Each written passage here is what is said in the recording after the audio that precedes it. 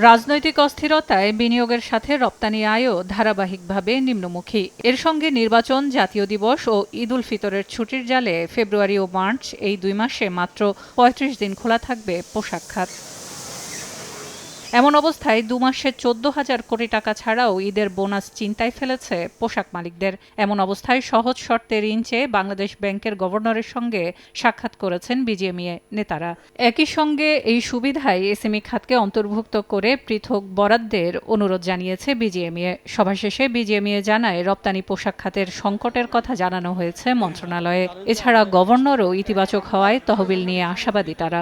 আমাদেরকে ৩৫ দিন কাজ করে ৬০ দিনে বেতন দিতে হবে, তো সেটা তো আমাদের পক্ষে সম্ভব না। এবং এই উৎকণ্ঠাগুলো আমরা জানিয়েছি ওনাকে, এবং উনি আমাদেরকে আশ্বস্ত করেছেন যে ইনসেন্টিভের টাকাগুলো যত তাড়াতাড়ি ছাড় করানো যায় সেটা নিয়ে উনি সরকারের সাথে, সংশ্লিষ্ট মন্ত্রণালয়ের সাথে কথা বলবেন।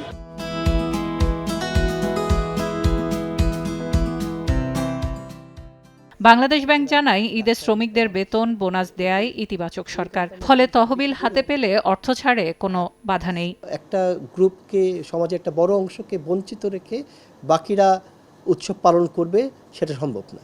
আমরা চাই যে প্রতিটি এই গার্মেন্টস সহ অন্যান্য যারা রপ্তানি প্রতিষ্ঠান আসে তারা যাতে তাদের কর্মচারীদের বা শ্রমিকদের বেতন যথাসময়ে বেতন বোনাস দিয়ে দেয়। এজন্য ব্যাংকগুলো অবশ্যই ব্যাংকার্স কাস্টমার্স রিলেশনশিপের ভিত্তি করে তাদেরকে আর্থিক সহায়তা প্রদান করবে। একই সঙ্গে প্রি শিপমেন্ট ক্রেডিট সুবিধায় তহবিলের পরিমাণ ও ২০৩০ পর্যন্ত সময় বৃদ্ধির অনুরোধ বিজিএমইএর। সিলিয়া সুলতানা, সময় সংবাদ, ঢাকা।